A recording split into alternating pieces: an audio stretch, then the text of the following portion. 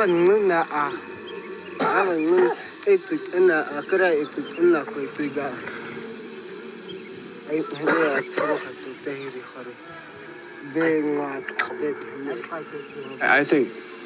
believe people had that all the time. It's a natural gift. You know, it comes with being born in nature. You know, we're all part of nature, just that we become educated and thought we could do better without it. So it's a natural gift that we have as human beings, and it's just reclaiming it.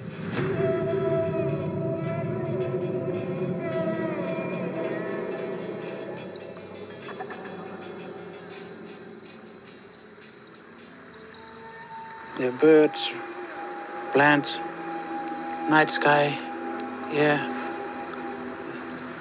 the river, everything. Yeah, they become your family. Yeah, Walaja. Yeah, everything's part of you. They're connected to you. You're in relation with the land. Yeah.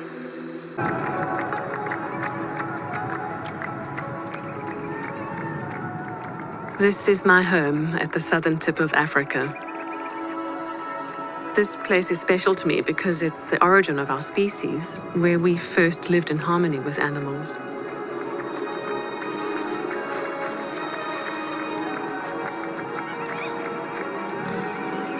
My name is Anna.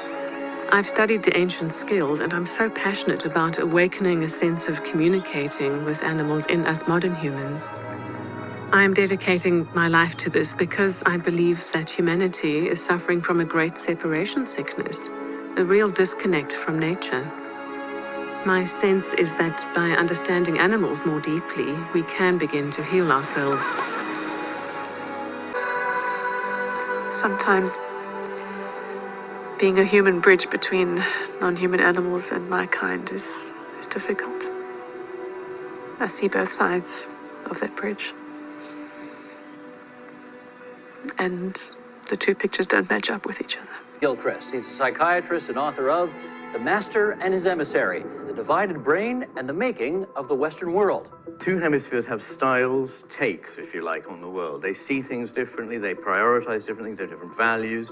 McGilchrist claims that the left hemisphere of the brain is gradually colonizing our experience of the world with potentially disastrous implications. A way of thinking which is reductive, mechanistic, has taken us over. We behave like people who had right hemisphere damage. It's made us enormously powerful. It's enabled us to become wealthy.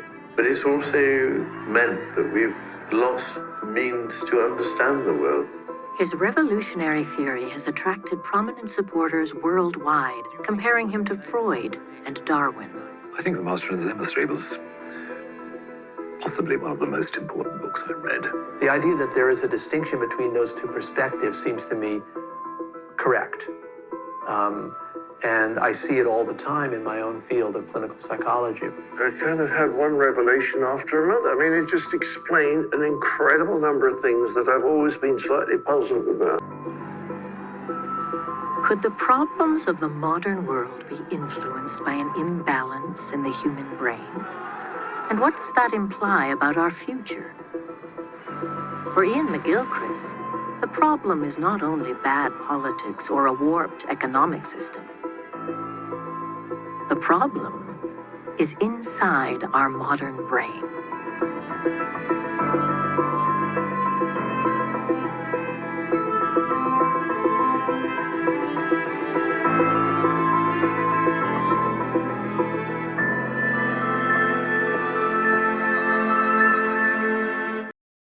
Start with to reconstruct the sensory world of autism. Because, again, to remind you, the best theory is the iceberg theory of autism. What we see, these are autistic behaviors. Of course, they help us to diagnose autism, of course. But they don't tell us what is going on and why. What about our perception? It's like theory of mind, right? We are born with our perception, we develop it and whatever. Is it perfect? Or our interpretation of the world is based on our memory experiences? I want to show you that normal, so-called normal perception is absolutely not perfect, and it is not accurate. If you look at this picture, what can you see? Come on. Any ideas? Dalmatian, leopard, somebody said. Yes, anything else? Because I will give you the right answer now. If you, again, look at this picture very, very carefully, and I will tell you what it is. And you will recognize it immediately, I promise. Because these are black spots on the white background. Right? But as we try to find meaning in everything, we try to interpret whatever we are shown, right? That's what I'm trying to say. We see sometimes more than really exists in front of our eyes. Again, the real world and our mental image of this world differ. For example, again, what is it? Now you know, right? Anyway, because many see the letter, some stairs, or whatever. These are broken lines, right? And then we can interpret whatever we see. And again, another thing, yes, the triangle doesn't exist, right? There are these three black things. But we see it, whether we want it or not, right? Because we've got it in our mind already. So what we do, we take a shortcut. We look at something without all this process to interpret what it is. And we come to the conclusion, right? Oh, this is a triangle. And what is more, with age, we distort everything even more. The older we become, the more our perception is distorted. For example, if the question is, who is the tallest, right? First, some people say it is the person who is further away, right? From our experience, we know that. But actually, they are the same height. So I do try to show you that we are so sort of also not perfect in our perception. This process is very important. What if one sense is absent? For example, the person is blind or deaf or whatever. And sometimes they have autism as well. But those who have no autism but have no vision, for example, they go through the same process, absolutely the same process. But they don't look at something, they touch it or smell it or whatever. And then they interpret it, that it is a book, and if it is in Braille, they can read it, right? So they're absolutely the same process. In autism, it is very different. This is from Tito's book. You know Tito, a boy who was considered to be very low functioning, but actually his IQ is much, much higher than the average. And he writes books. That's what he said. When I pick up a book, I might turn the pages and sniff each page before looking at the pictures in it. That's what my son did. You know, like I bought him a lot of books with pictures, but he didn't even look at it. He liked the sound or sometimes the smell. Someone else may tear a page or two. They do like the sound of it as well, or just tactile sensations. And another person with autism may totally ignore it because his perception would be directed towards some other aspects of environment. So the problem is, it is very hard for us to imagine that they see everything differently. They are not blind, are they? Or hear everything differently. Can you imagine how hard it is for them to realize that their perception is very different from the perception of 99% of the population? So a typical thought they might have is, and this is from an American, Spicer, he's on the spectrum, there is something wrong with me. I can't do things right. Everyone is mad at me. No matter how hard I try, something goes wrong. Other people can do things I can't. It must be my fault that I'm having so much trouble. And he wants us to experience what it might be like. He asks us to imagine that, for example, you are colorblind and you cannot distinguish between green and red. And you're a student at school or college, and your teacher hands out sheets of paper with instructions of what to do. But unfortunately, instructions are printed in red on the green background. So everyone but you would start working only you would sit there looking at this sheet of paper thinking, what is going on? Why can't I understand that? So I think it's a brilliant illustration. You know, don't forget, we have different perspectives, right? So that we see the world differently. Not our perception is better than theirs and whatever. And many autistic people talk about it. Temple Grandin, she is an advocate of this sensory perceptual differences research because, as she says, many people cannot even imagine that an alternate sensory reality exists because we live in the same physical world, but we perceive it so differently because our senses work differently. And these are just a few quotes from Thomas McKean, a person with an Asperger's syndrome. I don't think that what I see is what you see. That is, unless what you see are vague clouds and shadows of substance. Or Ross Blackburn, to me, the outside world is a confusing mass of sights and sounds. It is totally baffling and incomprehensible. Again, McKean. I believe sensory anomalies may be at the root of many, if not all, behaviors that seem inappropriate and bizarre. And many of them talk about the same thing, that our senses work differently. And that is why their behaviors, and this is very important, autistic behaviors, we call them sometimes, right?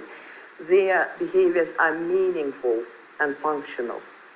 And as Donna says, that very helpful people were trying to help her to overcome her ignorance, right? And to teach her the right behaviors. But they were ignorant themselves because they never tried to understand the way she saw the world. Another thing is, when I started this research, as I said, not many people were interested. But now there are hundreds and hundreds of research papers, articles, books on sensory dysfunction. I should be happy I am not, because it's not necessarily dysfunctional. Sometimes the environment makes it dysfunctional, not all the times, but sometimes. And that's why it is much more useful to use this general term, different sensory experiences. And for example, some children and adults with autism cannot tolerate fluorescent lights because for us it is just, constant light. For them, they actually can see a 60-cycle flickering. It's like disco club, Can you imagine sitting in a room when the room goes like dark and bright? How long will you tolerate it? And if demands are being made on you, you will exhibit challenging behaviors, I'm pretty sure. And we will start our journey, if you like, through the sensory world of autism with my favorite quote. This is an Irish woman with autism, Jasmine O'Neill. That's what she says. Learning how each individual autistic person's senses function is one crucial key to understanding that person. Not social problems, communication problems, they come later. And also not all of them are problems. And just again, to conclude and start the next part of our journey, let us remember that different sensory experiences lead to different perceptual, linguistic, cognitive, and even cultural worlds. So we all live on the same planet, the same physical world, but actually we live in two parallel ones, sensory and perceptual worlds. They are very, very different. So what is the point if we cannot sort of cooperate like this, living behind this wall? And the main question today is, whose reality is more real? Causes, they are at the very bottom of the iceberg, and you can see there are so many question marks because we don't know what causes are, or we do know that there are many, and I do mean many possible causes of autism, leading to the same clinical pictures of behaviors. So what is interesting is, what is between these causes and the autistic behaviors? So, and that is why there are so many psychological theories. Some of them are very influential, and which claim they can explain autism. One of the most popular is a theory, lack of theory of mind, okay? And weak central coherence theory, and many others. But this theory of mind, it means we all, those who have no autism, the ability to perceive the mental states of others. And the researchers say autistic people, autistic children and adults, they don't understand our intentions, they don't understand our behaviors, they don't understand our emotions. Absolutely right. And they say that is why they lack theory of mind. Absolutely wrong. Because the question is, do we understand their behaviors?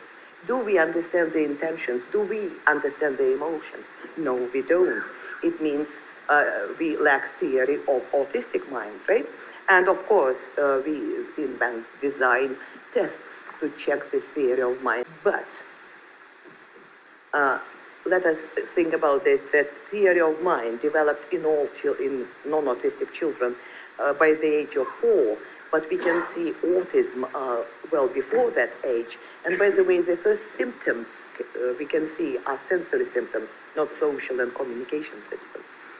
So in autism, okay, let us agree, lack theory of mind, but again, think about independent variables. For example, when the mother looks at her baby, starts smiling, you know, and whatever, the baby says, yes, mother is smiling, she is happy, the baby learns the first grains of theory of mind.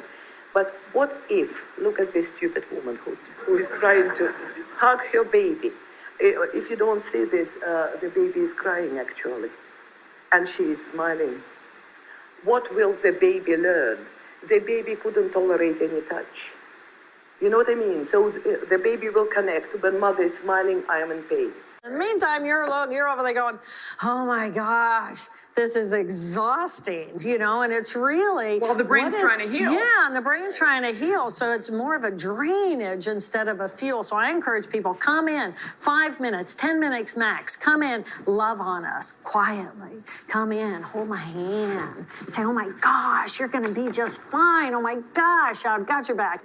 So whether you're just getting up in the morning and taking responsibility for the energy you're bringing to yourself and into the world, or whether you're going in to visit someone who is in a wounded condition, or anyone, taking responsibility for the energy you bring, because the brain, at least in the right brain experience, is receiving that information. And I love that, because it's being aware of yourself, checking in, inner compass. You know, where am I right now? What's going on within me? Why am I reacting this way to someone? Why am I not taking care of how I speak to this person?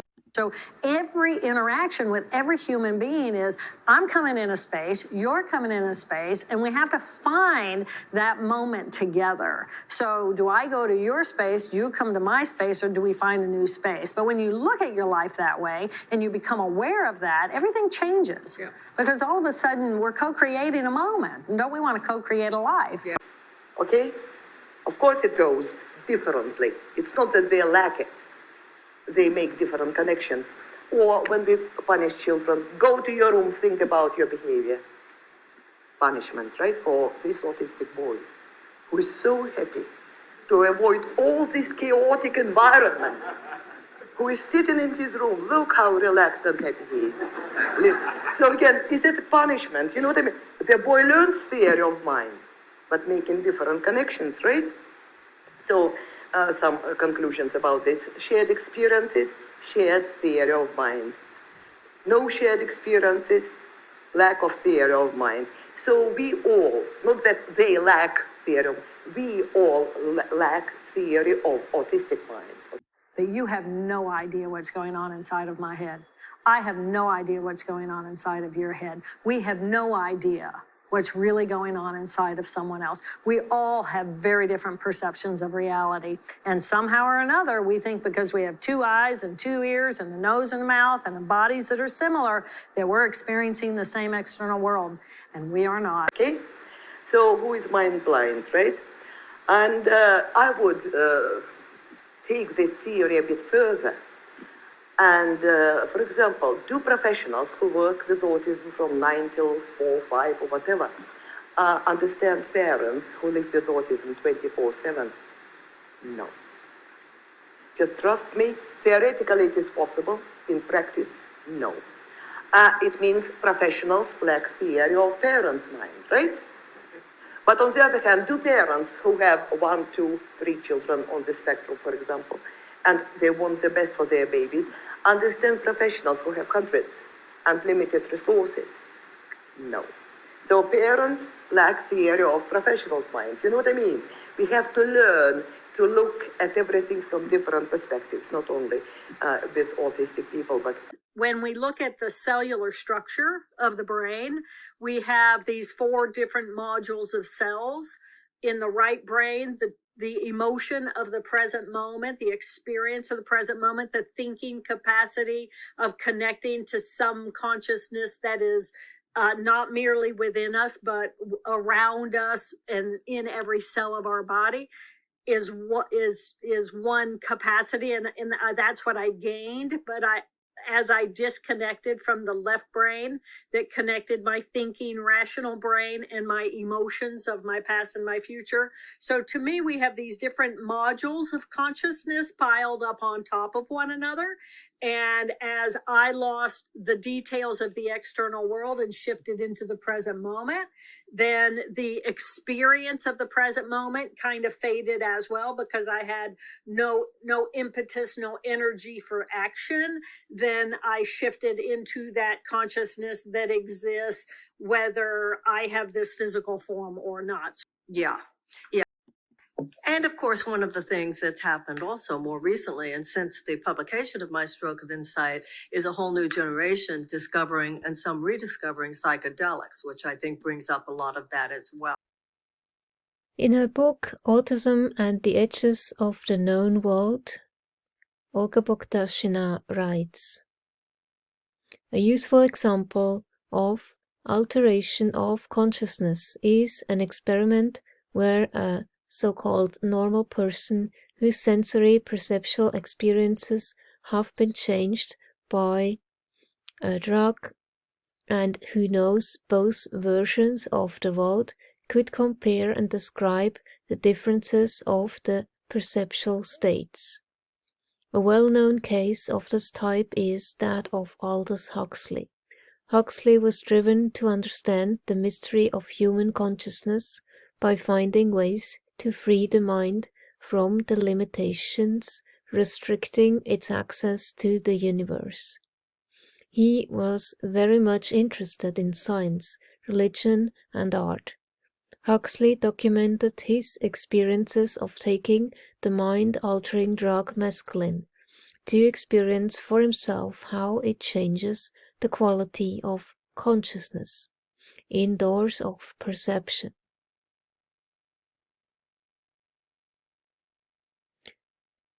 When given a chance, Huxley welcomed the experiment with mescaline, the drug that was considered unique among other drugs.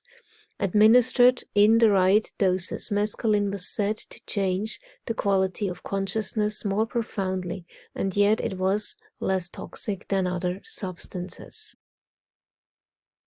I have neither expertise nor authority to make any conclusions. We will focus here only on the similarities of certain experiences to autism, which may bring valuable insights into our investigation. Some drugs can produce remarkable exaggerations of sensitivity, making the world appear far more real and vivid than in real life. Yet again, there is no consensus on the status of these experiences. Some consider them subjective, while others are sure that the psychedelic dimension is objective, with each person bringing something to it, but that it cannot be described verbally, as we have no concepts which are natural for that world. McKenna in Sheldrake, 205. It seems virtually certain that I shall never know what it feels like to be someone else. On the other hand, it had always seemed to me possible that through hypnosis, for example, or auto-hypnosis, by means of systematic meditation, or else by taking the appropriate drug, I might so change my ordinary mode of consciousness as to be able to know from the inside what the visionary, the medium, even the mystic were talking about. Huxley, 1954. According to Huxley, mescaline lowers the efficiency of the brain as an instrument for focusing the mind on the problems of everyday life and permits the entry into consciousness of certain classes of mental events, which are normally excluded because they possess no survival value. Huxley, 1956. Huxley shows the effects of mescaline on brain functioning, which do not include the interference in intellectual functioning, as follows. The ability to remember and to think straight is little, if at all, reduced, unlike under the influence of alcohol. Visual impressions are greatly intensified, and the eye recovers some of the perceptual innocence of childhood, when the sensum was not immediately and automatically subordinated to the concept. Huxley, 1954. There are some side effects of mescaline, such as, for example, withdrawal and loss of interest in the outside world. While the ego grows weak, he can't be bothered to undertake the necessary chores and loses all interest in those spatial and temporal relationships which mean so much to an organism bent on getting on in the world. As mind at large seeps past the no longer watertight valve, all kind of biologically useless things start to happen. In some cases, there may be extrasensory perceptions. Other persons discover a world of visionary beauty. To others, again, is revealed the glory, the infinite value and meaningfulness of naked existence, of the given unconceptualized event. In the final stage of egolessness, there is an obscure knowledge that all is in all, that all is actually each. Huxley, 1954. Huxley hypothesizes that mescaline seems to have a power of impair the efficiency of the cerebral reducing valve, reducing filtering ability, and to bring forth cleansed perception. The experiences of non-autistic people like Huxley, for example, and high-functioning autistic individuals who can articulate them can help us understand the abilities and problems of those non-verbal autistic individuals who struggle to communicate their differences. It is important to remember that the experiences induced by chemicals or chemical changes in the body last only for a few hours. People involved just visit a different sensory perceptual world as tourists visiting a different culture while maintaining their own. However, there are people who are born and grow up in different perceptual worlds, for whom the different language-less world of being isness is home. For autistic individuals, for example, this unconceptualized world is the one they were born into. Some can develop abilities to leave it, even if temporarily, to visit the world of the majority, but some never get a visa to cross the border, and they stay in their world most of their lives. It had been the same as long as I had known. Some things hadn't changed. since I was an infant, swept up in the perception of swirling air particles, a child lost in repetition of a pattern of sound, or a teenager staring for hours at colored billiard balls, trying to grasp the experience of the particular color I was climbing into. Donna Williams, 1999. Notes. A drug-induced state of consciousness gives an insight into the abilities and problems of those nonverbal autistic individuals who struggle to communicate their differences. In Tibetan tradition, the process of self-cultivation is conceived. What is often classified as psychiatric illness in Western medicine is seen in Tibetan medical practice as lung imbalance. Much of the specifically religious imagery of Buddhism can be of relevance to some people with ASD. Similar experiences, though rare, can be achieved in a relaxed brain state. For example, consider the experience of an American scientist, C. King, who was waiting on a New Jersey railway platform. Suddenly, the entire aspect of the surroundings changed. The whole atmosphere seemed strangely vitalized, and abruptly, the few other persons on the platform took on an appearance hardly more important or significant than that of the doorknobs at the entrance to the passengers' waiting room. But the most extraordinary alteration was that of the dun-colored bricks. They remained naturally dun-colored bricks, for there was no concomitant sensory illusion in the experience, but all at once they appeared to be tremendously alive. Without manifesting any exterior emotion, they seemed to be seething almost joyously inside, and gave the distinct impression that in their own degree they were living and actively liking it. King, 1963. So for me, I had a so-called spontaneous, non-ordinary state of consciousness several times. One in particular I remember fondly.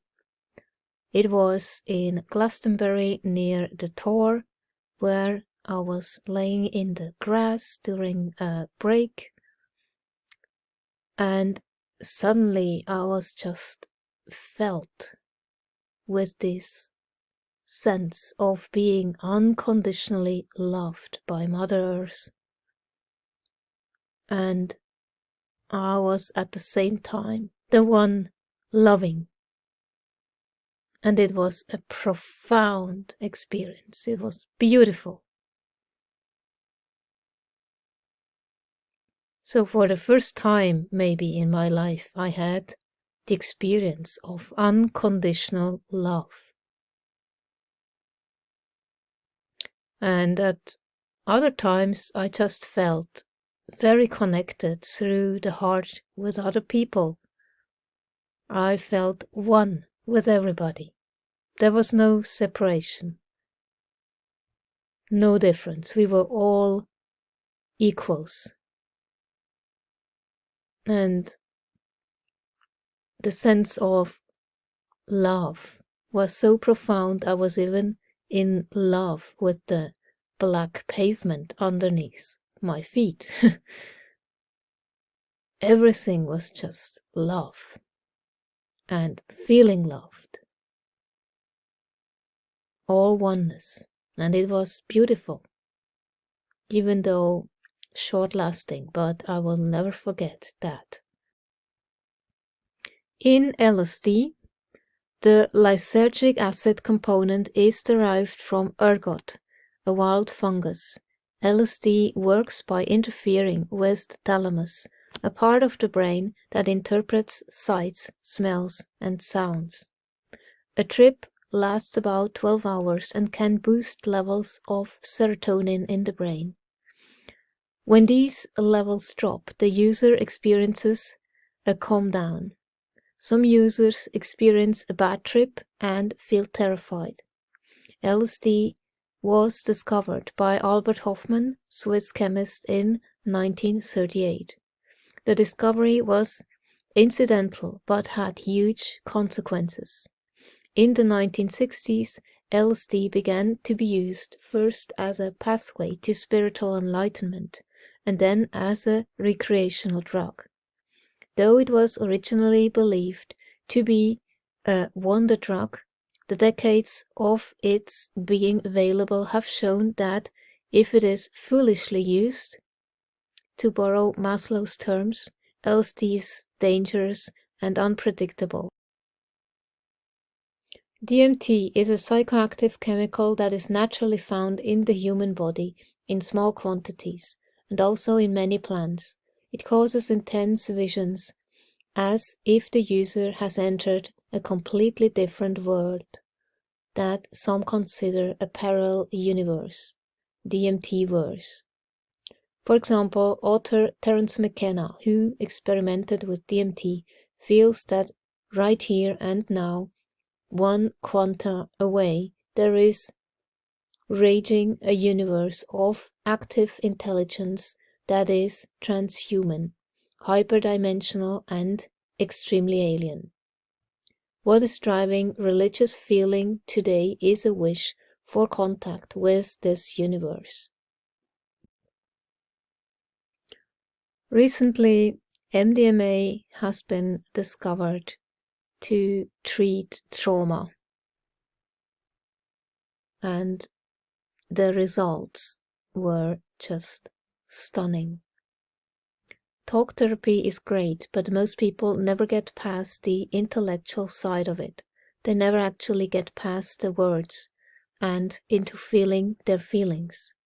In my experience, MDMA helps people do exactly that. It facilitates the ultimate goal of talk therapy, which is healing trauma. Healing our deepest wounds, the holotropic paradigm shift. This title seems to capture the most important theoretical and practical insights from the research of holotropic states of consciousness. It shows that the human psyche is not limited to postnatal biography and the individual unconscious described by Freud. In the work with holotropic states induced by psychedelics and various non-drug means, as well as those occurring spontaneously, this model proves to be painfully inadequate to account for all the phenomena occurring in these states. We must drastically revise our understanding of the dimensions of the human psyche. So, theory of mind does not explain autism. It is very helpful, right? But it does not explain autism. So what is in between the psychological theories and causes, right? And this is facts. It's not my idea. It is Bob Morris, a high-functioning adult with autism. And he said, our senses work differently. It means we have different perceptions. It means we develop different abilities. And it means we think differently. We all people have 7 senses. Vision, hearing, tactility, a sense of smell, sense of taste, proprioception and interoception, and vestibular system. By the way, any of these senses or a combination of the senses can be different in autism, work differently in autism. Especially proprioception is very, very important sense in autism. Proprioception, it is about our body awareness, how we move our limbs, how we sort of feel ourselves in our bodies. We know that many autistic people, adults and children, have problems with this. Some of them do not feel that when their body ends and the environment begins. First thought was, oh my gosh, I'm having a stroke. And then the next thought was, wow, this is so cool. Our ability to... As a Harvard-trained PhD specializing in human brain function, Taylor was excited at the opportunity to study her own brain in the process of degeneration. After pain came a kind of elation. I felt more connected to a fluidity and a grace of my presence that I had never known before. I was actually in euphoria. With the analytical, rational left hemisphere of her brain traumatized, Taylor says her consciousness shifted into the right hemisphere. The right hemisphere is one big moment, one big possibility. So you have tranquility. It was. I was in absolute tranquility. It was so peaceful. Taylor lost her ability to speak. She couldn't read or write or walk. She couldn't even recognize her own mother. I literally felt as though I was a newborn. I knew nothing. Had no concept of family, had no concept of Jill Bolte Taylor, had no concept of the brain. And there was something else, insight. You can choose in any situation to look at it through the filter of the left hemisphere, which is going to be with judgment. But at any time, we can shut that down and then just come to the present moment and say, but I'm alive. Wow. I'm alive. Her message? People can choose to live a more peaceful, compassionate life by hooking into that brain circuitry and stepping to the right. Who could ask for more?